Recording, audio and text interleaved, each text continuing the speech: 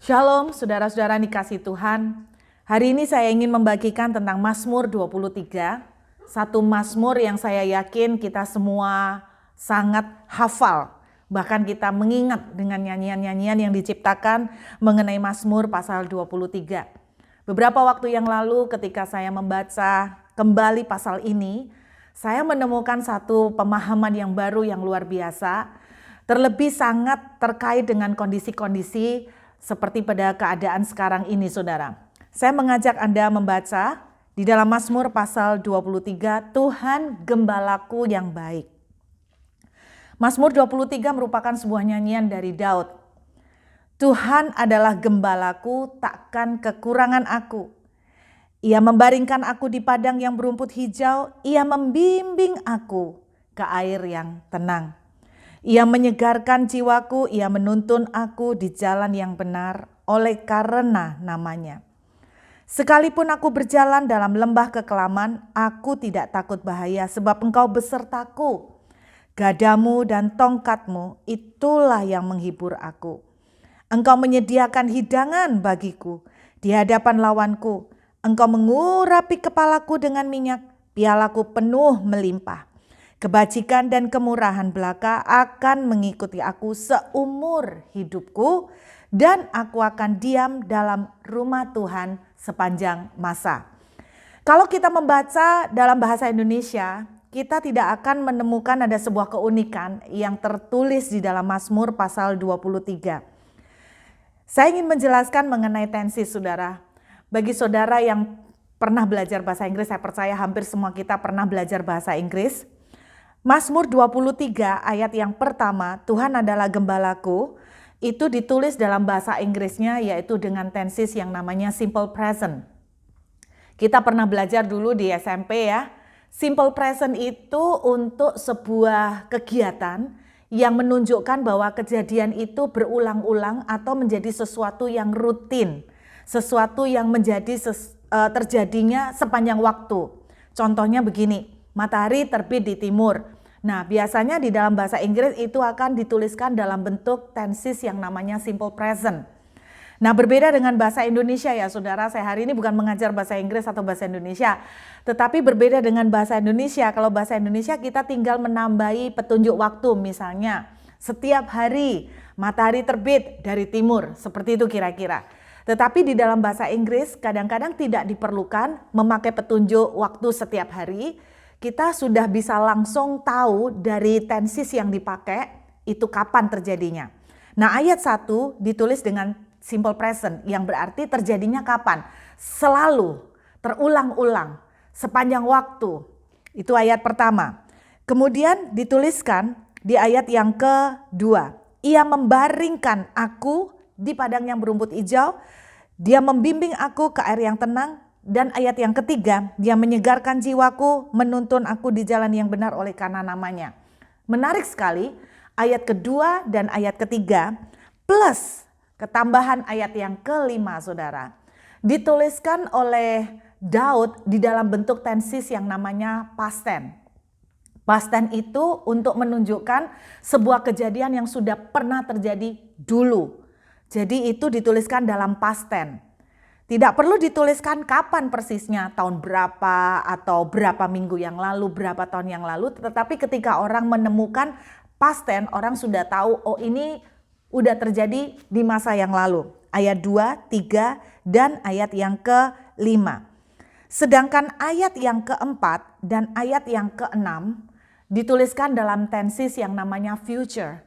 Future itu berarti akan datang. Akan datang, belum terjadi tetapi akan datang. Ternyata ketika saya melihat penggunaan tenses yang berbeda-beda ini ada makna yang terkandung di dalamnya yang luar biasa. Makna yang kita lihat dari ayat 1 ya.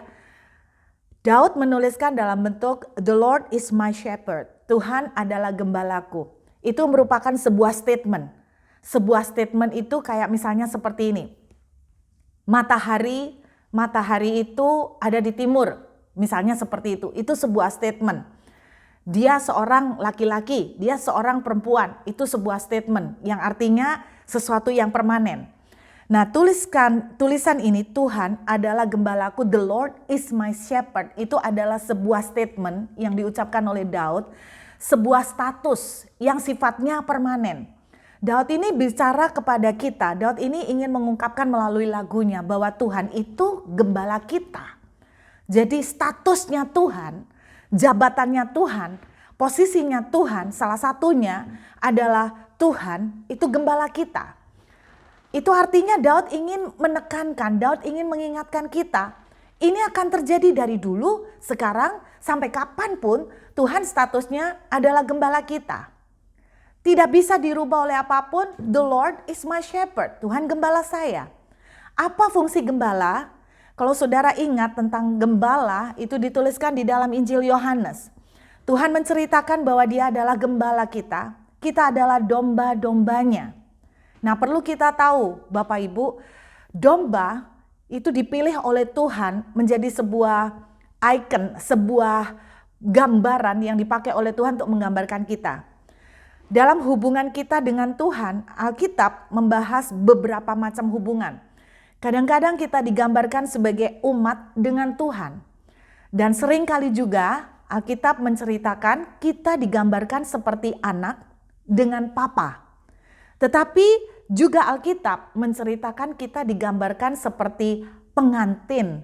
Pengantin perempuan, gereja sebagai pengantin perempuan dengan Yesus Kristus sebagai mempelai laki-laki. Nah, sebuah ilustrasi yang lain, sebuah gambaran yang lain dipakai oleh Tuhan adalah dia adalah gembala dan kita adalah domba-dombanya. Semua yang dipilih untuk Tuhan pakai untuk menceritakan dan menggambarkan kepada saudara dan saya tidak ada yang kebetulan. Kenapa digambarkan sebagai domba dan kenapa bukan kambing atau kenapa bukan binatang yang lain? Karena begini saudara, domba adalah binatang yang paling bodoh di dunia nih. Udah paling bodoh, paling rentan. Orang bilang begini, binatang yang termasuk cerdas dan kecerdasannya hampir sama dengan seperti manusia, itu simpanse katanya begitu. Nah, kenapa Tuhan tidak mengumpamakan kita seperti simpanse, tapi Tuhan mengumpamakan kita seperti domba? Domba adalah binatang yang paling bodoh di dunia. Dan domba adalah binatang yang paling rapuh. Maksudnya paling rapuh itu dia tidak punya alat pertahanan sama sekali.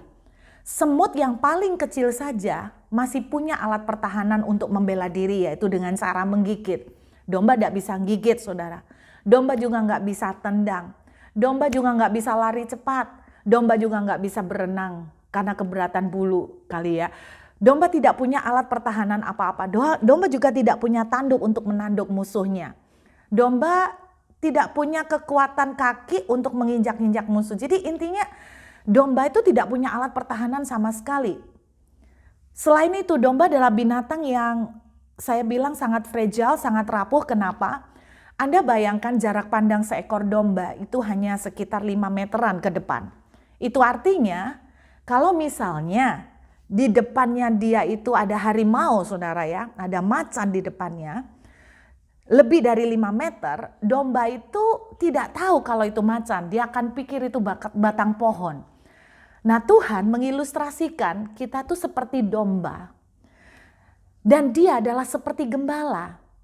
Ini tidak ada yang kebetulan. Gembala, karena tahu domba ini bodoh, domba ini sangat rentan. Domba ini tidak terlalu pinter cari rumput dan sebagainya. Makanya Alkitab itu digambarkan Tuhan itu seperti gembala, artinya dia yang akan tolong domba-dombanya, dia yang akan bawa domba-dombanya ke padang rumput yang hijau.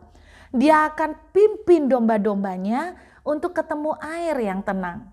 Dan satu lagi, domba itu juga selalu posisinya ada di gembala itu posisinya ada di depan domba-dombanya.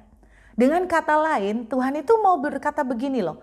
Kalau Tuhan ada di depan, berarti kalau ada macan di jarak 5 meter, Tuhan itu akan tahu. Dan Tuhan yang luar biasa juga, dia adalah gembala yang baik, dia yang selalu mengelilingi, istilahnya dia selalu untuk mengawasi semua domba-dombanya. Dia memastikan tidak ada di depan, tidak ada di belakang, musuh menyergap. Saudara, dengan kata lain Tuhan itu mau bilang begini, kalau ada apa-apa yang mau mengancam dombaku, aku akan pasang badan duluan. Jadi Fungsi dan tugas dari seorang gembala adalah dia melindungi. Bahkan bukan sekedar melindungi, bahkan dia akan pasang nyawa, pasang badan untuk bela domba-dombanya. Kemudian saudara, apalagi gembala adalah seorang yang fungsinya untuk melindungi dan menjaga, take care, merawat. Dia memastikan domba-dombanya itu dapat makanan, dia memastikan bahwa domba-dombanya itu bisa dapat tempat istirahat yang pas, dia memastikan semuanya. Bukankah luar biasa Daud menggambarkan ke kita bahwa Yesus adalah gembala kita, Tuhan adalah gembala kita. Itu artinya, dan itu status loh, the Lord is my shepherd. Artinya Tuhan itu bilang begini, aku tuh yang jaga kamu.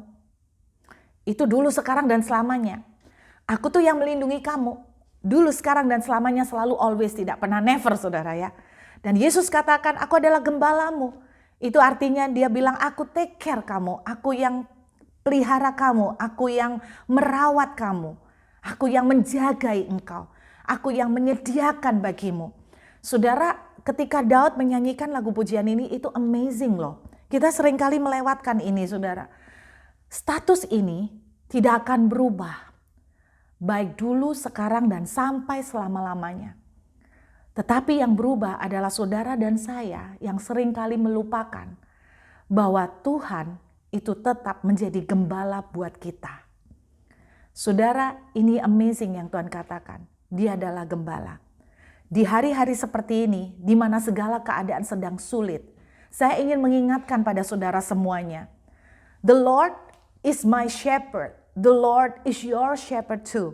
Tuhan adalah gembalamu juga. Dan itu status. Jadi kalau ditulis di profil tuh status saudara. Bukan dulu tok. Bukan baru ke depan. Sekarang dan terus menerus terulang.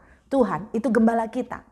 Di tengah segala krisis, di tengah segala keadaan yang sulit saat ini, di tengah apapun proses yang sedang kita hadapin, di tengah segala proses apapun yang sedang kita jalanin, Tuhan itu adalah gembala yang jagain, yang akan pasang badan. Dia yang akan memastikan bahwa kita akan dibaringkan di padang rumput yang hijau, dibaringkan di dekat air yang tenang, bukan di dekat gelombang yang ribut, gelombang yang membahayakan. Itu yang terjadi. Sekaligus ini mengingatkan kepada saudara dan saya bahwa kita ini domba yang bodoh, yang tidak ngerti. Boro-boro 50 tahun, 20 tahun ke depan, 5 tahun ke depan, 5 meter kita tidak bisa lihat. Artinya kita tidak akan pernah tahu saudara. Bahkan 5 menit ke depan apa yang akan terjadi, saudara dan saya bodoh sekali, kita tidak akan pernah tahu apa yang akan terjadi. Kita tidak akan pernah bisa. Itu artinya Daud juga ingin mengingatkan kita semua melalui mazmurnya. Kita tidak bisa hidup tanpa dia. Kita sangat rentan, kita sangat rapuh, kita sangat bodoh. Kita membutuhkan Tuhan. Saudara, hari-hari ini biarlah kita diingatkan lagi. Tuhan gembala kita. Dia yang take care, dia yang take responsibility. Dia yang bersama kita. Domba, jangan cari jalan sendiri. Engkau tersesat, tetapi Tuhan itu luar biasa. 99 masih ada, satu yang hilang, dia cari. Kalau hari ini saudara menghilang, kalau saudara hari ini mulai menjauh dari Tuhan, Tuhan ingatkan kembali. Nak, aku gembalamu. Kamu tidak bisa jalan sendiri. Karena kamu tidak tahu 5 meter ke depan aja kamu tidak bisa lihat apa yang akan terjadi. Kamu perlu aku, nak. Kamu perlu berjalan bersamaku. Ini ayat 1 yang Daud ingin ungkapkan. Ayat 2, ayat 3, dan ayat yang kelima. Menarik sekali Daud menuliskan di dalam bentuk past tense. Sudah terjadi. Sudah pernah terjadi. Kemudian di ayat yang keempat, Daud berkata, sekalipun aku berjalan dalam lembah kekelaman, aku tidak takut bahaya. Kenapa? Terus kemudian dia tuliskan begini, dalam tenses future, artinya masa depan. Masa depan. Daud seakan-akan pengen ngomong seperti ini loh saudara. Aku ini udah pernah ngalamin. Dia itu membaringkan aku di padang yang berumput hijau. Dia tuh membimbing aku. Jadi nuntun jalanku. Aku ini gak tahu mau kemana, tapi dia pelan-pelan dengan sabar tuntun aku ke air yang tenang. Dan dia itu menuntun aku juga di jalan yang benar. Karena aku ini beberapa kali kepengen melenceng, tapi aku tuh bersyukur. Dia nih berkali-kali dalam pengalaman hidup saya, Tuhan itu menuntun saya ke jalannya. Dan dia bahkan menyegarkan jiwa saya ketika jiwa saya lelah, ketika jiwa saya mulai merasa kekeringan. Ini yang diceritakan oleh Daud. Makanya dia bilang begini, Tuhan itu tetap gembalaku karena aku apa? Pernah ngalamin. Aku diginiin loh. Dia segarkan jiwaku, dia baringkan aku di padang yang berumput hijau. Karena dia pernah melakukan seperti ini, aku pernah mengalami seperti itu. Makanya ayat 4, Daud itu berani berbicara seperti ini. Jadi kalaupun aku lewat lembah kekelaman, aku tuh gak takut. Kenapa? Karena aku pernah ngalamin bahwa Tuhan itu membaringkan aku, Tuhan tuh jagain aku. Sekalipun jalan yang aku lewati tidak mudah, tetapi Tuhan itu sudah pernah terbukti. Aku tuh pernah ditolong, aku pernah diselamatkan. Ini yang mau diungkapkan oleh Daud. Saudara, hari ini juga saya mau mengingatkan kita semua. Kalau hari ini kita sedang di lembah kekelaman, mari belajar seperti Daud. Kita ingat, dulu pernah ditolong, dulu pernah lewatin. Dan Tuhan adalah gembala, artinya begini, itu status selamanya. Kalau dulu dia pernah tolong, berarti hari ini dia juga akan tolong. Hari ini dia juga akan tuntun kita untuk lewatin semuanya. Amin Bapak Ibu. Di ayat yang keempat, Daud itu ngomong soal past tense gitu kan. Gadamu, tongkatmu, itu yang menghibur aku. Gada itu satu alat senjata saudara untuk pentung musuh ya. Kenapa? Karena ketika di bawah jalan tuh kadang ada ular-ular saudara. Nah ular beludak itu ular yang bahaya karena tidak kelihatan, tidak kentara. Dia bentuknya betul-betul bisa kamuflas saudara. Tetapi Tuhan itu yang menjagain. Jadi Daud itu mau ngomong begini loh. Banyak musuh-musuh yang tidak kelihatan di pengalamanku dulu. Tetapi aku tuh tidak takut. Karena apa? Aku tuh pernah ngalamin. Gadanya Tuhan itu loh yang menjagai aku sehingga itu menjadi penghiburan, aku tuh aman. Saudara percayalah, Roma 8 ayat 28 mengatakan Tuhan itu turut bekerja di dalam semuanya. Kadang-kadang kita tidak bisa mengerti apa yang Tuhan sedang lakukan di hidup kita saat ini. Tetapi seperti Daud itu, dia cerita gadamu itu. Gada bicara tentang senjata, sesuatu yang mungkin gak enak ya saudara, karena itu kan alat pukul. Tetapi Daud itu mau ngomong bahwa di masa yang lalu aku tuh pernah ngalamin bahwa ketika aku melewati masa sulit sekalipun, aku tuh ngerti, oh ternyata Tuhan tuh maksudnya seperti ini. Jadi gada perlindungan Tuhan. Jadi itu seperti mungkin kelihatannya mengerikan, tetapi itu di balik itu ada perlindungan Tuhan yang luar biasa. Ada seseorang pernah berkata begini saudara, kadang-kadang Tuhan itu menutup satu pintu, karena Tuhan itu mempunyai pintu lain yang lebih bagus yang Tuhan sedang buka buat saudara dan saya. Nah yang saya ingin katakan kepada saudara pada hari ini adalah, percayalah seperti yang Daud katakan, bahwa aku tuh udah pernah ngalamin. Mari kita ingat kembali, Tuhan itu statusnya gembala, yang melindungi, yang nuntun, yang ngarahin kita, yang bimbing kita, yang jagain, yang take care kita. Ingat, dulu kita pernah ngalamin banyak mujizat dan pertolongan. Dan kita melewati semua banyak proses di masa-masa yang lalu. Dan dia statusnya masih tetap sama seperti yang Daud katakan sebagai gembala. Hari ini pun dia akan tuntun kita. Dia akan baringkan kita. Kita akan disegarkan kembali. Kita yang sedang letih, yang sedang kekeringan akan disegarkan kembali. Dan di ayat yang ke-6, Daud juga tuliskan dalam future untuk masa depan. Dan dia bilang begini, itulah sebabnya dia bilang begini, aku yakin kebajikan dan kemurahan Tuhan akan mengikuti aku. Wow, ini iman yang luar biasa. Saya berharap hari ini di tengah segala kondisi kering, saudara dan saya bisa tetap punya pengharapan begini. Aku dulu pernah ditolong. Dan dia tidak pernah terlambat untuk tolong saya. Dan dia adalah statusnya gembalaku. Sampai sekarang. Bukan dulu, sampai sekarang. Dan selama-lamanya. Maka itu artinya kebajikan dan kemurahan, favor Tuhan akan dimanifestasikan dalam hidupku di hari-hari ke depan. Masih akan lebih banyak lagi manifestasi kemurahan Tuhan. Kemurahan Tuhan akan terbuka bagiku. Pintu kemurahan Tuhan akan terjadi bagiku. Aku akan melihat demonstrasi kemurahan Tuhan. Dan kemana aku berjalan, aku akan diikuti oleh favor Tuhan. Aku akan diikuti dengan mujizat. Aku akan diikuti dengan kemustahilan itu akan terjadi buat aku. Yang dibilang tidak mungkin itu akan terjadi buat aku. Aku akan diikuti dengan banyak kemudahan oleh karena tangan Tuhan. Oleh karena Tuhan itu statusnya gembalaku. Amin Bapak Ibu. Kemudian ayat yang kelima, ini yang luar biasa. Nah, saya ingin menekankan kepada ayat yang kelima. Seperti saya bilang tadi, ayat kelima dan ayat kedua dan tiga itu dituliskan dalam past tense. Dulu pernah terjadi. Berarti ayat kelima ini merupakan sebuah pembuktian bahwa Daud itu ngomong begini. Ayat yang kelima ini udah pernah terjadi loh sama aku. Pernah terjadi sama aku gimana? Wow, ini yang luar biasa.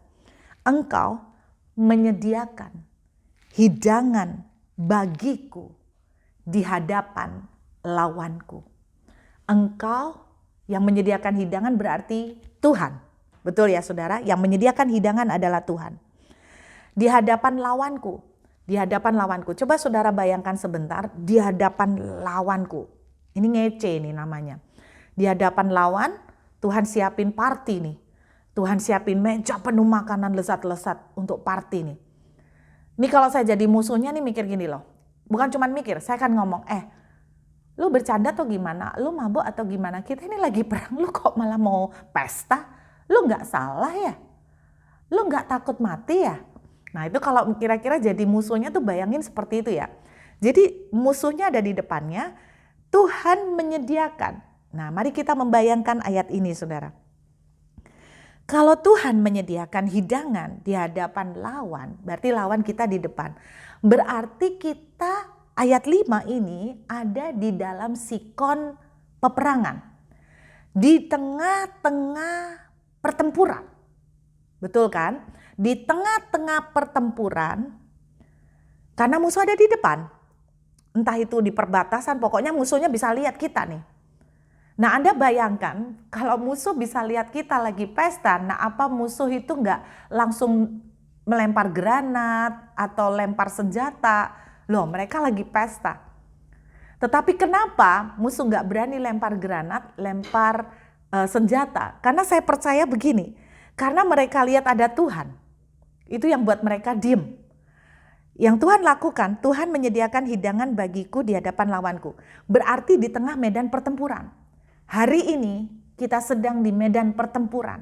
Kondisi sekeliling kita di medan pertempuran. Dengarkan. Tidak ada yang mustahil bahwa di tengah medan pertempuran Tuhan bikinkan pesta buat kita. Tidak ada yang mustahil bahwa ketika semua sedang krisis, Tuhan bikinkan pesta dengan menyediakan banyak makanan yang lezat-lezat buat saudara dan saya. Amin. Saya rindu apa yang dialami oleh Daud di ayat 5. Ini akan terjadi pada kita Bapak Ibu. Dia menyediakan pesta. Seharusnya kita tuh bilang begini, Tuhan kita ini tidak memungkinkan untuk pesta, boro-boro untuk makan, untuk nyiapkan aja kita tidak keburu karena kita ada peperangan nih, kita lagi susah nih. Tetapi ayat yang kelima ini gila banget nih, ayat luar biasa. Di tengah lagi susah, di tengah lagi medan pertempuran, harusnya perang, harusnya sumpah, harusnya stres. Malah Tuhan bilang, Tuhan sediakan hidangan. Dan yang amazing, ini past tense. Daud pernah alamin ini. Di tengah pertempuran, dia menikmati hidangan. Nah kalau Tuhan menyediakan hidangan, berarti saudara dan saya ngapain? Kita menikmati. Betul ya? Ini diteguhkan dengan ayat selanjutnya. Engkau mengurapi kepalaku dengan minyak. Saudara, di dalam tradisi Timur Tengah, orang itu kalau mau pergi ke pesta, mereka harus meminyakin kepalanya. Meminyakin kepala itu tanda kita itu ikut happy, sukacita. Nah, Alkitab mengatakan, engkau mengurapi kepalaku dengan minyak, berarti ini peneguhan dari kalimat sebelumnya, bahwa Tuhan memang bikin pesta. Perhatikan ya saudara, yang bikin pesta Tuhan. Saudara dan saya disuruh menikmatin, betul? Lah terus gimana Bu, ketika musuh lihat kita bikin pesta? Mungkinkah musuh menyerang? Mungkin, tetapi mungkin juga mereka ketakutan. Kenapa? Karena mereka lihat Tuhan kan. Mereka jadi diem. Tetapi intinya kalaupun mereka menyerang, Berarti siapa yang akan ngurusi musuh, saudara? Tuhan. Yang mengurusi musuh, Tuhan. Bagian saudara dan saya duduk makan. Nah, enak kan? Duduk makan. Engkau mengurapi kepalaku dengan minyak. Memang dibikinkan pesta. Seringkali ini loh yang kita lupakan. Saudara, kita mau menikmati hidangan. Kita mau menikmati pesta di tengah pertempuran. Kita mau menikmati kebajikan, kebaikan, kemurahan Tuhan di tengah kondisi yang impossible. Bisa enggak? Kalau menurut Mazmur 23, bisa. Sebab Daud pernah mengalaminya. Kuncinya apa? Tuhan kasih lihat saya. Tugas saudara dan saya sebetulnya satu. Di ayat 5 ini, Tuhan yang menyediakan hidangan, Tuhan yang kasih mujizat, Tuhan yang menyediakan keajaiban, Tuhan yang menyediakan favor, kemurahan. Tuhan juga yang akan bertanggung jawab untuk menghadapi lawan kita. Tugas saudara dan saya adalah duduk. Kita tidak bisa makan kalau tidak duduk dulu. Satu kata yang Tuhan kasih lihat buat saya cuman sederhana. Duduk. Saya ingat Mazmur 91 ayat 1. Orang yang duduk dalam lindungan yang maha tinggi. Duduk. Saudara, kalau orang sekarang tradisinya makan, mau makan-makan, tiba-tiba Tuhan ngingetkan, lucu ya. Orang sekarang tuh kalau mau makan, Anda tahu apa yang kita lakukan? Kita belum berdoa dulu. Seringkali yang kita lakukan, kita ambil handphone, kita foto makanan. Betul ya? Kita nggak duduk-duduk karena sibuk foto makanan, kita nggak bisa duduk dan menikmati. Tuhan itu ingatkan begini, kamu waktu foto makanan, itu ibaratnya kita itu udah banyak menerima janji Tuhan. Kita ingat Tuhan janji begini, begini, begini. Tapi itu semua cuma jadi foto. Saudara, seenak-enaknya makanan, kalau cuma dikirimin lewat foto, sayang karena nggak bisa dimakan. Seringkali kita tuh cuman lihat, janji Tuhan itu cuman jadi pajangan. Nggak pernah benar-benar menjadi nyata. Saya berharap hari ini tuh menjadi nyata buat kita. Kita benar makan enak. Gimana? Duduk. Duduk itu apa toh, Bu? Saya ingat kitab Wahyu menuliskan begini. Aku mengetuk pintu. Barang siapa mendengar dan membukakan, aku akan masuk dan duduk makan bersama dengan dia. Kata duduk berbicara tentang fellowship. Kata duduk juga bicara tentang tenang. Saya ingat lagi, jadilah tenang supaya kamu bisa berdoa. Dengan kata lain, duduklah supaya kamu bisa makan. Hal yang ingin saya sampaikan adalah tenang supaya kamu bisa kongko-kongko fellowship dengan Tuhan. Nah, yang sering terjadi, saudara dan saya nggak bisa duduk. Terus terang, saudara, kita itu boro-boro minta pewahyuan yang susah-susah. Tuhan mau saya apa? Naik ke gunung, bertapa, puasa, setahun? No. Dalam Mazmur 23, sederhana perintah yang Tuhan katakan, duduk nak, duduk. Kita tuh loh disuruh melakukan yang simpel aja setengah mati. Boro-boro duduk, kita sibuk WA-an, browsing-browsing, keadaan tambah susah, keadaan tambah berat, setengah mati. Akhirnya apa? Kita ini tidak bisa duduk.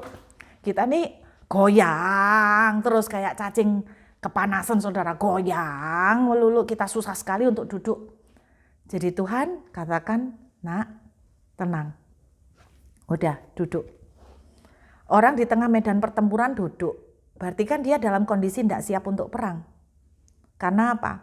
Senjata ditaruh. Kita butuh untuk tenang, taruh dulu semuanya. Taruh senjata. Taruh semua pertahanan kita. Taruh semua pengerahan kekuatan kita. Duduk, tenang, terus ngobrol. Yuk ngobrol sama Tuhan. Bangun fellowship. Bangun keintiman.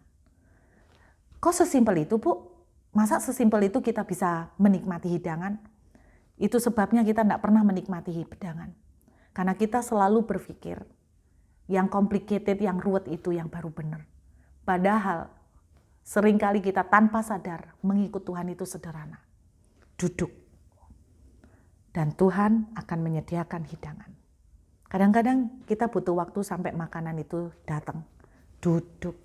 Ngobrol dulu dengan Raja. Saya berdoa jangan sekedar foto makanan. Cuman andai kata ya makanan ini jadi milik saya. Andai kata ya saya bisa makan ya seperti ini. Saudara, cukup. Jangan sampai kita itu cuman, aduh seandainya janji Tuhan ini kapan tergenapin. Itu cuman kita jadikan frame, kita jadikan pajangan. Anda mau mengalami makanan betul-betul bisa dimakan. Duduk, tenang, taruh senjata kita. Taruh pertahanan kita. Taruh yang kita tuh berusaha ngerahkan kekuatan. Taruh, duduk.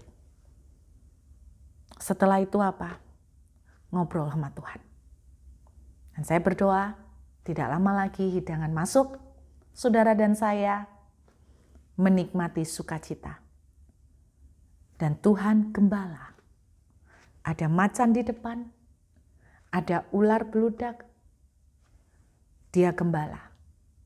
Dia dengan gada dan tongkatnya akan pasang badan di depan. Ingat saudara, aku gembalamu kata Tuhan. Artinya, aku pasang badan untuk kamu. Saya berdoa firman ini akan menjadi kekuatan. Jangan goyah, tetap semangat. Duduk dan mari makan hidangan yang akan Tuhan sediakan. Tidak lama lagi. Setelah kita bisa duduk dengan tenang, dan kita bisa bercengkrama dengan Sang Raja. Dia akan menyediakan pesta yang luar biasa di tengah medan pertempuran. Mari kita berdoa saudara. Tuhan, biar firman ini akan menjadi rema, menguatkan kami semua, membangkitkan iman kami, dan membuat kami melangkah. Bahwa satu yang perlu kami lakukan, duduk dengan tenang dan berfellowship dengan Tuhan, dan kami percaya kekuatan kami terbatas. Tetapi ketika kami menyerahkan semua kepada Tuhan, Tuhan yang akan berperang buat kami. Pertempuran ini menjadi milik Tuhan. Terima kasih Bapa, kami mengucap syukur bagimu segala kemuliaan, sampai selama-lamanya di dalam nama Tuhan Yesus. Haleluya, amin. Tuhan memberkati Bapak Ibu.